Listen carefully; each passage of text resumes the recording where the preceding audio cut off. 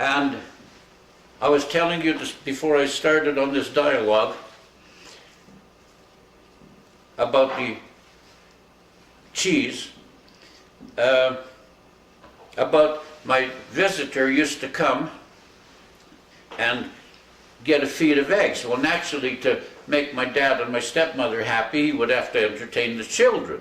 So he would take 3 boiled eggs and juggle them, like a juggler presently that juggles 12 dumbbells. And kids like me, we'd never seen television, we'd never been to a movie or anything. To see a juggler was, our mouths dropped in awe, because that's how all kids were in those days. Today, a 5-year-old kid has seen so much Sesame Street. He's seen people ride on camels. He's seen rhinoceros with their nose, horns cut off. He's seen people skiing downhill. He's seen everything. A 5-year-old kid knows more today than I knew when I was 50. Well, you get the picture. Yeah. So, but it's not just me. All the kids were the same way. You never saw anything.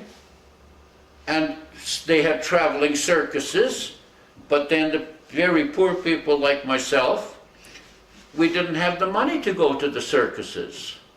So they had the freak shows, you know, the people with the scale skins, they were called the alligator skins, and the fat lady. And I remember even the circus barkers. I did manage to go, and it was, the barker is the guy that's trying to attract the crowd in to see the fat lady and in to see Jojo, the dog-faced boy. Hey, hey, hey there, get your tickets over there and get your tickets over here. Hurry, hurry, folks, the show starts in 5 minutes. Hurry, hurry, get your tickets over here, get your tickets over here. See Jojo the fat boy, or the Jojo the dog-faced boy. See Lulu the dancing girl. First she dances on one leg and then she dances in the other, and in between she makes a living. Hurry, hurry, folks, get your tickets here and get your tickets there. That's how the barkers talk. And of course, when I left Edmonton, and that's where I learned hypnosis, when I joined the circus in San Francisco. And that I was a shill, and the shill is the guy that the hypnotist uses for demonstration purposes. And then I learned hypnosis, and that's how later on in years I became a hypnotist for the medical people. And I hypnotized women in Edmonton. Billy and Stanley know all about this because they saw it all, and Alice to some extent. And I used to hypnotize people in Calgary. Doctors in Calgary would phone me up, and I would go to a home, and the husband would be there, and I would hypnotize his pregnant wife and give her a post-hypnotic suggestion that she would have childbirth without pain. And 5 months later, I don't even see the woman anymore, and 5 months later she would go and have childbirth, and there'd be a painless childbirth. And of course I built in all the safety factors if there was a complication or something, like I have with Eddie. I can phone Eddie up now and say one word and he'll fall asleep. But I have a built-in safety factor, because Eddie phones me sometimes when he's got a bad headache. So I take his headache out. His church business and stuff is with my doing. Eddie is under a permanent post-hypnotic suggestion with me, but he has a safety factor built in that, like, I want to tell you about a hypnotist. If you hypnotize somebody, like with Eddie, Muriel's sister, I've hypnotized her overseas. I hypnotized her in Calgary when she was visiting, and when she was in England, I hypnotized her in England over the telephone. But I wasn't really hypnotizing her. It's the post-hypnotic suggestion that's working. But I build in a safety factor. If I have a heart attack or something and I die, and you don't hear from my voice for 4 or 5 minutes, then you will go into a natural sleep and wake up. Do you understand what I'm saying? Yeah. All right. So if I were to hypnotize you and give you a post-hypnotic suggestion, or even if we were going to do some hypnosis for any length of time, immediately, I would tell you, if you stop hearing my voice for 4 minutes or so, and your clock in your brain knows 4 minutes, it's amazing. And Coralie has seen me do hypnosis, and I build in this Eddie, I'll just talk about Eddie. He has a built-in thing. If he doesn't hear my voice, and he can be hypnotized on laying on the floor, and I'm getting rid of his headache, and he's 600 miles away.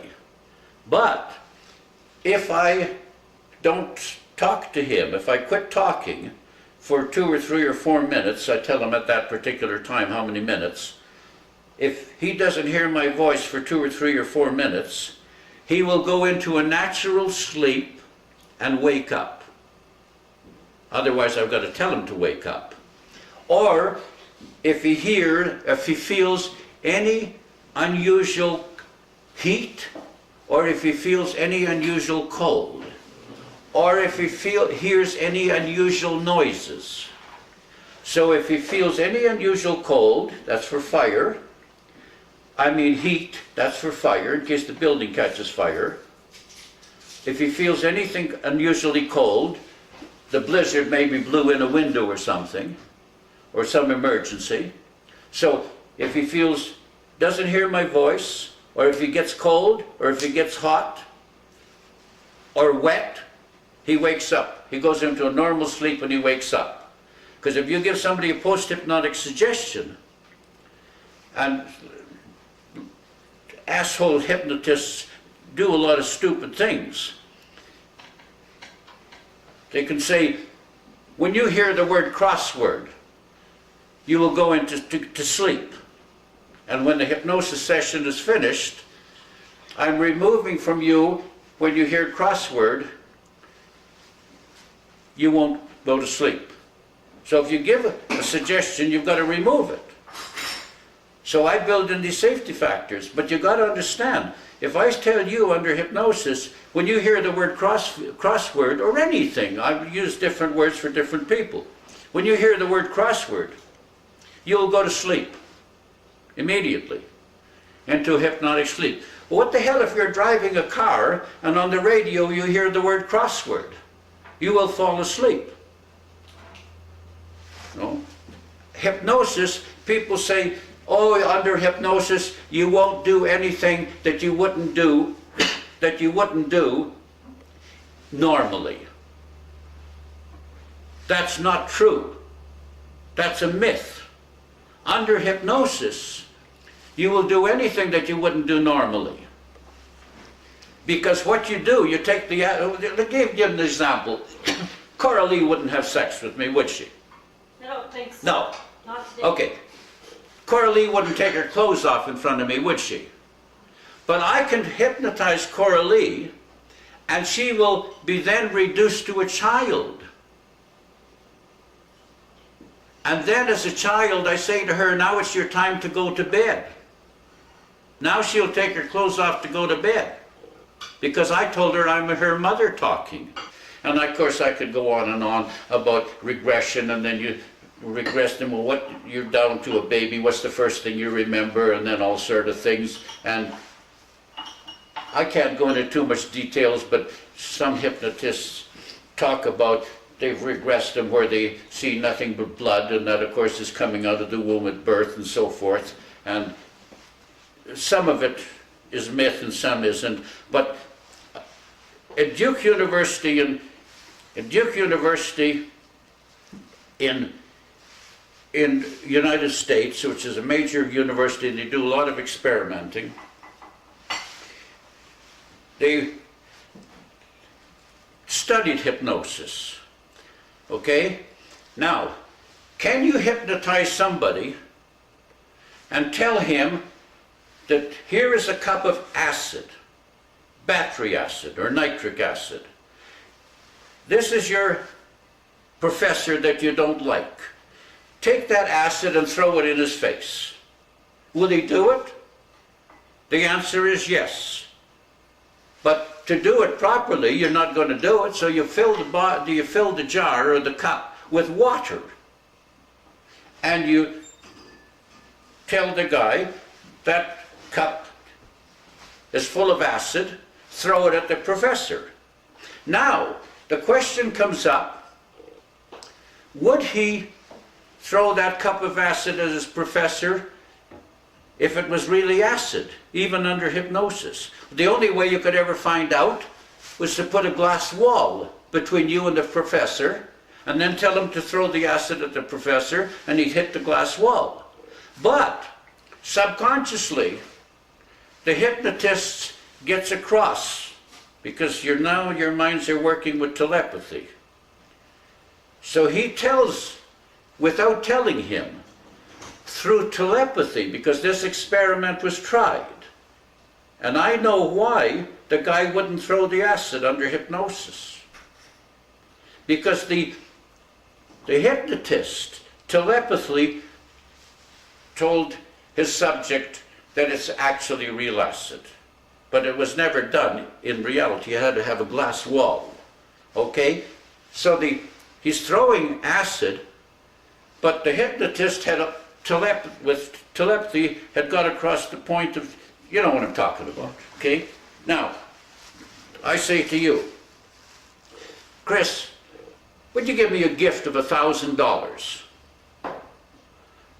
You'd say, why should I give you a gift of $1,000?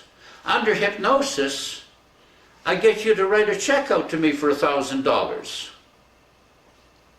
So I go afterwards, I wake you up, and next day I go and cash the $1,000 check. Well, I can go to jail, right? So the only way I can know if it'll work is to actually do it. But I'm not going to steal $1,000 off you. But if you say to me, well, why don't you try it as an experiment, and I'll give you permission to even cash the check. The whole idea of the experiment is ruined. Because my mind is thinking the same as you.